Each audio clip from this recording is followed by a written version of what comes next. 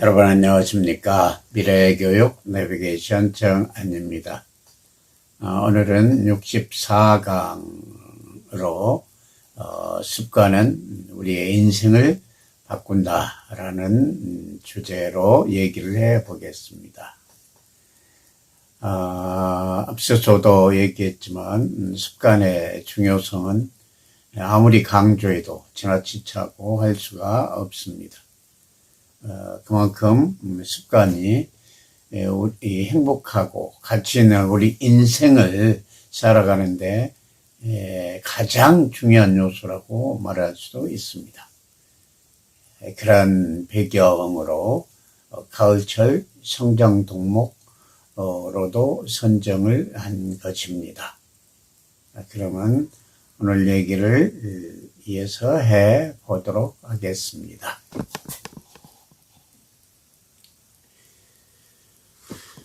오늘의 이야기는 네 꼭지로 얘기를 해볼까 합니다. 첫 번째는 의미 부여를 통한 행동의 반복. 두 번째는 습관이 우리 인생을 어떻게 바꾸어가는가 하는 그런 과정을 간단히 소개를 한 다음 세 번째로는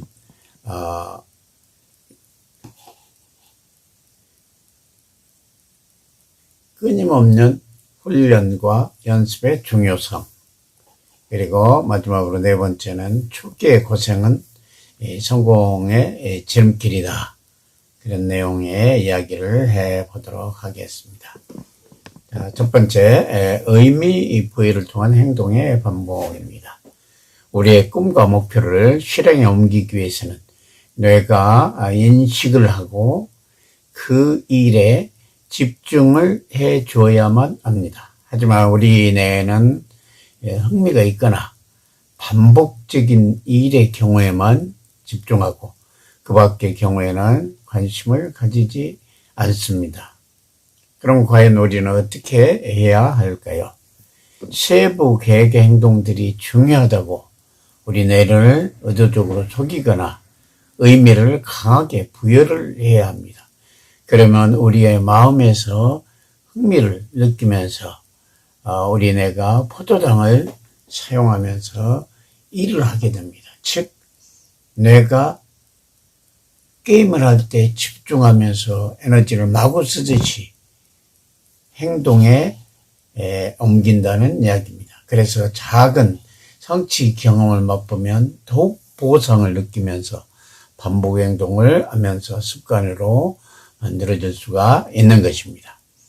우리는 이러한 성공적인 습관을 만들기 위해서 행동에 의미를 부여해야 합니다. 항상 행동과 선택을 할 때 왜 그래야 하는지에 대해서 깊이 생각하고 행동하고 선택해야 할 것입니다. 왜냐하면 우리는 의미를 추구하는 존재이기 때문입니다. 습관을 만들기 위해서 첫 번째 단계는 우리 뇌가 그 일에 관심을 가져야 한다. 관심을 갖는다는 것은 그쪽에 행동을 한다는 뜻. 행동을 한다는 뜻은 에너지를 쓴다는 뜻이고 그 에너지를 쓰기 위해서는 뇌에 관심을 이끌어야 돼요. 관심을 이끄는 것은 뇌를 속이거나 혹은 강한 의미 부여를 해서 그쪽에 관심을 갖도록 만드는 것이다. 이런 이야기가 되겠습니다. 자, 다음으로는 습관이 우리 인생을 바꾸는 과정을 간단히 얘기해 보겠습니다. 우리는 밑에 그림에서 보듯이 목표를 정립하고 그에 따른 세부 계획을 세워 우리는 실천합니다. 그러나 실천을 해가는 과정에서 필연적으로 우리가 만날 수밖에 없는 것이 역경입니다. 고통과 역경 그리고 시련 이런 것들입니다. 누구나 이 고비가 중요하므로 견디겠다고 하지만 견디어낸 사람은 그리 많지 않습니다.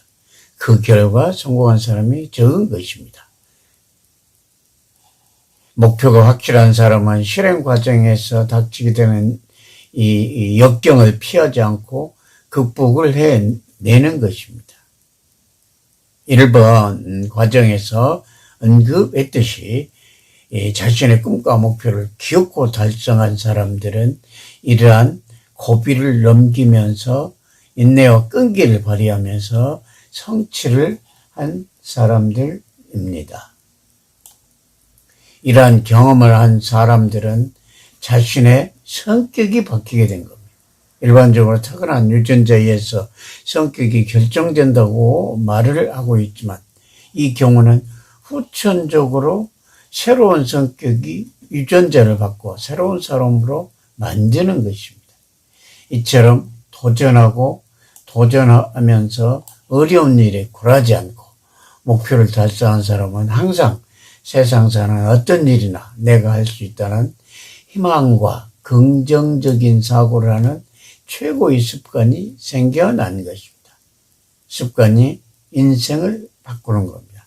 후천적으로 유전자를 바꿔주는 것이다. 이렇게 말할 수가 있겠습니다. 세 번째는 그러기 위해서는 끊임없는 훈련과 연습이 필요하다라는 이야기를 해보겠습니다. 모든 변화는 행동을 반복할 때 나옵니다. 그 중에서도 바람직한 변화는 자발적 고통을 감수할 때 나타나곤 합니다. 자발적 고통은 인내의 힘을 기르고 역경지수를 높여 사람을 강인하게 만들어줍니다. 아래 그림을 한번 보도록 하겠습니다. 이 그림은 애벌레가 나비로 되어가는 과정을 얘기하고 있습니다. 예쁜 나비가 되는 제일 아래쪽에 있는 이처럼 예쁜 나비가 되어가는 과정은 그야말로 고통과 기다림의 시간입니다.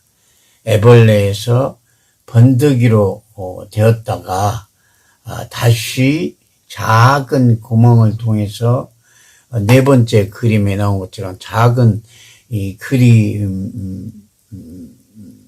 작은 구멍을 빠져나오면서 몸통에서 나온 액체가 날개를 적시고 그렇게 단련되고 훈련되는 날개야 하늘을 날 수가 있다고 합니다.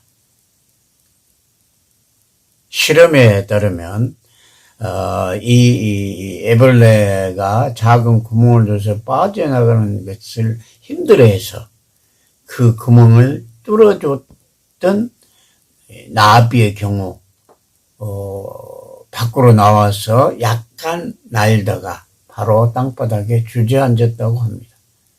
왜냐하면 이와 같이 진정하게 원하는 변화는 많은 노력과 함께 기다림, 단순 반복이 돼서 임계량이 채워졌을 때 비로소 나타나는 결정체임에도 불구하고 남의 도움으로 했을 때는 그 단련된 과정을 거치지 않기 때문에 그 다음에 올 수 있는 힘든 고비, 더 비상을 할 수가 없다는 겁니다. 힘들게 어떻게 하느냐에 따라 이기는 사람과 지는 사람이 갈리는 법입니다. 이기는 사람은 힘든 과정에서 마음을 다지고 이 모든 단계를 견뎌내서 그걸 극복해내는 거예요. 이 어떤 끊임없는 훈련과 연습만이 원하는 결과를 가져온다는 것을 알아야 할 것입니다. 이처럼 애벌레가 나비 되는 과정을 생각해 볼 때 우리는 진정한 변해야만이 원하는 결과를 얻을 수 있으며 그러한 변화는 무수한 훈련과 연습이라는 노력과 함께 또 일정 부분 기다리고 또 어떤 결과가 나타나기까지 투여된 노력의 양인 임계의 양이 채워졌을 때 비로소 결과가 나오고 그 결과는 소중하다는 것을 알 수가 있는 것입니다. 마지막으로 그러한 맥락에서 초기의 고생은 성공의 지름길이 될 것입니다.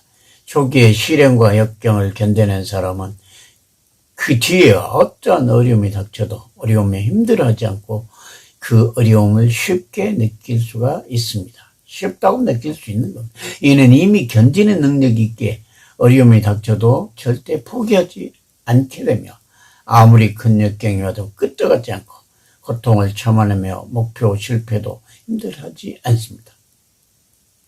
예를 들어서 뉴턴이나 아인슈타인이 위대한 법칙을 발견하고 에디슨이 전구를 발명했다는 것은 나머지 무수하니 많은 시간은 그 전에는 실패했다는 얘기가 되는 겁니다.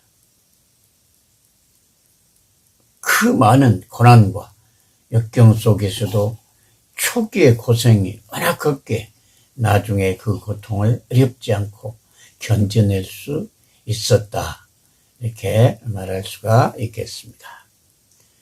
오늘은 우리의 습관이 우리 인생을 바꾼다라는 이야기를 해봤습니다. 그 과정 속에서 우리는 뇌를 속이거나 의미 부여를 해서 직접적으로 우리 뇌가 행동을 할 수 있도록 유도를 해내면서 그러한 유도하는 과정 속에서 발생하는 무수한 역경들을 반드시 본인의 노력과 훈련을 통해서 그 부분을 견디고 극복해냈을 때 오는 결과만이 진정한 우리에게 훌륭한 그리고 가치 있는 인생이라는 성공으로 이끌어줄 것이다 라는 이야기를 해봤습니다.